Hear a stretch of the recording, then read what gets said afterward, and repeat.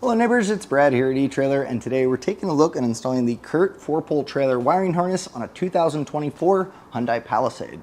If you have a hitch on your vehicle, it's always worth maybe adding that 4-pole trailer wiring harness, so if you're ever in a situation where you do have to hook up to a trailer or tow something maybe just once or twice, you're going to have the light functions that will translate to the taillights on the trailer, keeping you safe and legal when you use your running lights, your turn signals, and brake lights. This kit in particular is specifically for the Palisade, and that makes it super easy. So it tees into your factory wiring of your taillights by using a OEM style plug. So it just kind of jumpers in between the two, makes it nice and easy. So you are going to be plugging those into the taillights, but not to worry, this is module protected. So even if you have any faulty wiring in your trailer, it's not going to backfeed and cause any issue on your vehicle. It also has a 12-volt power wire that runs to the front to get 12-volt signal with an inline fuse, so that's also protected there from any surge that may cause from your battery. Now, speaking of the install, it's pretty easy to do. I would say the hardest part is just fish wiring wires to where they need to go and running it underneath the vehicle, but there's very minimal amounts of connections that need to be made. I'm going to walk you through all the steps to make sure you get your trailer wiring installed. Now, before beginning our installation, let's take a look at our wiring harness and see where it all goes. So we have our white, brown, yellow, and red wire. This is going to go to our driver's side or our left turn signal. So these are going to plug in directly to our taillights. There's also this ground wire that we're going to attach as well. And as we follow this back, we notice that we have a green wire with very similar plugs, and it's pretty long. And that's because this is going to run over to our right turn signal on our passenger side, and that will run kind of along where the hitch is underneath. Now, we also have obviously our 4-pole connection, which will get mounted up kind of on the hitch as well or close to it. And then our black wire is stripped back here. This is our power wire, and we're going to need to run the extra spool of wire that we have in our kit up to the battery to get 12-volt power. So let's start off by getting our taillights removed. To remove your taillights is very easy. You'll see with your hatch open these plastic covers. There's a small slot at the top of them. Just use a small flathead screwdriver to pry those open, and that's going to give us access to our two 10mm screws. So we can go ahead and get those removed.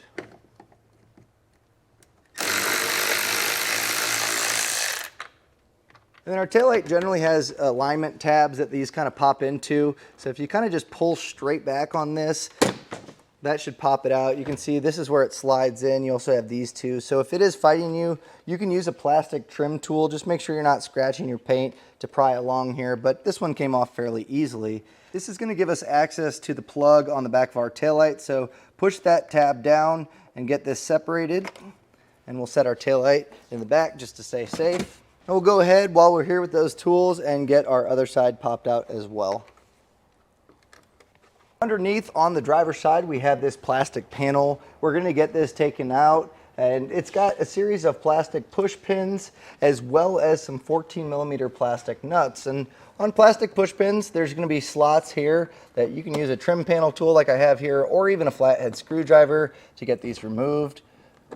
Now this will go up eventually once we have our hitch installed, so you can set this aside. You might want to have a nice organized spot for your hardware. So the 3 plastic push pins, and then those 14mm plastic nuts, they come off pretty easy. Sometimes you can do them by hand, but you do want to pull down a little bit to kind of keep that tension drawing back. Otherwise it'll just kind of keep spinning on that stud.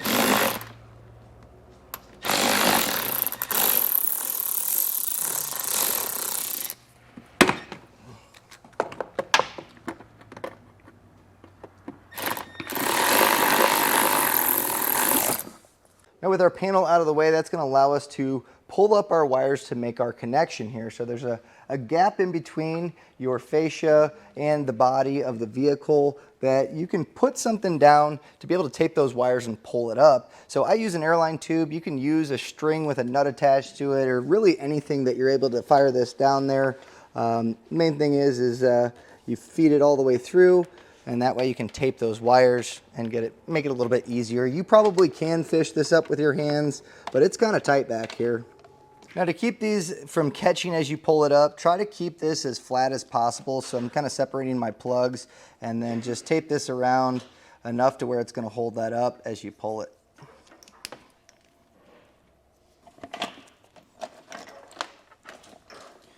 Now with this pulled up, you're going to see it matches our factory plug spot on. We also have one that looks like the plug on the back of the taillight. So this is just creating a T in between those. So we'll go ahead and get this snapped into place. And this will go to our taillight. But before we put our taillight back in place, we also want to attach our ground wire. We have a ring terminal already attached. And really any of this raw metal is going to make a good spot to be able to ground this down. So I'm going to grab my self-tapping screw and we'll get this mounted up. So really any spot here is going to be fine. The self-tapper is pretty small here, so just a 1/4 inch bit will get this in place. And with self-tappers, you don't need to go too crazy. You just want it to draw into the metal. Now you don't want to go too much on this, just enough to where that ring terminal is not going to be sliding around loosely, but if you go too tight, it'll just kind of work out the threads that you just created. So with this in place, we'll take our taillight and plug it in here, and we can get this driver's side all back in place. Now underneath the vehicle, we want to route our 4-pole roughly to where it's going to go on the safety chain loop. You can use your dust cap normally. So kind of, to a point where you have enough slack to hook up to your trailer. You may have some extra which you can tie up later. But at the same time, I'm going to route over my green wire. And utilizing the hitch, just kind of wrap it around and zip tie it up to where it's not going to become loose and be dangling down. But as we make our way over, make sure you avoid the exhaust so it doesn't burn anything. And we're just going to pull up our green wire and attach that just as we did on the driver's side. So we'll get this connection made here, and then we'll get our other taillight in place. Now we obviously have a little bit of extra slack here, so as I mentioned before, we'll just get everything zip tied up. Now that we have it attached, we know that we have some extra, we can kind of pull that taut. So I'll go ahead and get these zip tied up and show you how it looks. So I just used some zip ties, again using the hitch, and then I dropped down the 4-pole wiring and used the dust cap to go around our safety chain loops. And I'll probably go back with some wire loom later just to make it look a little bit cleaner. But as I go over, the green wire and the 4-pole wiring I just zip tied up. And that's leaving our module here. We're going to get that mounted up, but we want to get our power wire attached while it's still loose. It'll make it a little bit easier. So grab the spool of black wire, and we're going to strip this back. It's already pre-stripped on our module. So with that, we can take a butt connector. Now in the kit, you're going to get some yellow ones. That's what you're going to use. But I highly recommend picking up some heat shrink butt connectors. These are really good for any connection that lives in a spot that might get water, because once you crimp this down and heat it up, it creates a nice like watertight seal. So basically the wires will never really break down from the elements. And I recommend using these for anything wiring related that might be exposed to water or just the elements in general. So once you crimp these down, you'll just grab a heat gun. This also creates a really, really nice hold on these once it's all dried up. So you'll just kind of shrink it all down, and then you'll start to see it become almost translucent around the wire, and then a little goop should come out, and at that point you should know that it's sealed up.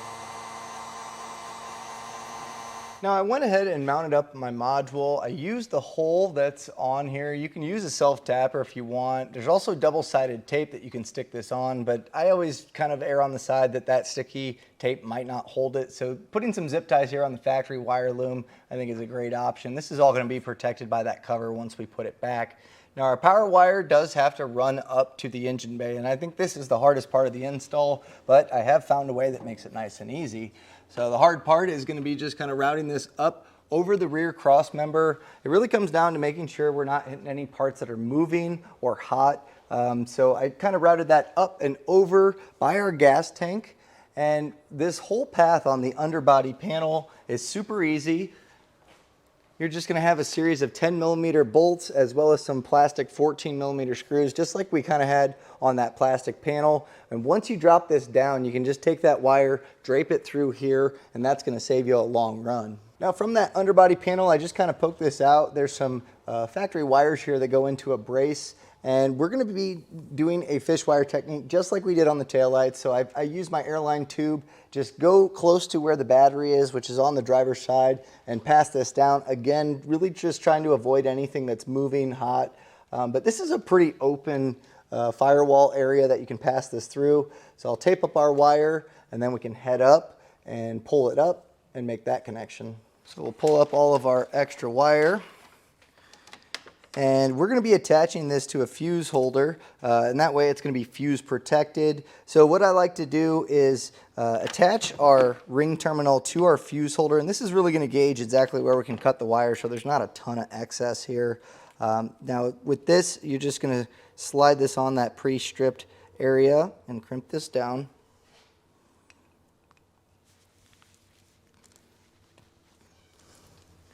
Give it a quick tug just to make sure that it's on there properly.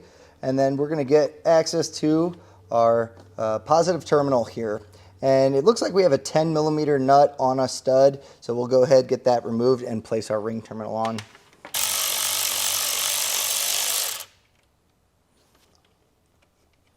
Now make sure you don't have your fuse in the fuse holder. We don't want power going through this as we're making our connection. And as far as getting this snap back down, if you really want this to crimp on there or snap in place, what you can do is just put a small little notch where that ring terminal is, and that's going to allow this to close back down on it. And now we know how much to cut off of our extra wire. Now it's not necessarily a bad thing to have some excess, but also this is going to have to live in the engine bay, and you really don't want extra wire just kind of flopping around as you drive. So I'll go ahead, I'm going to cut this wire here.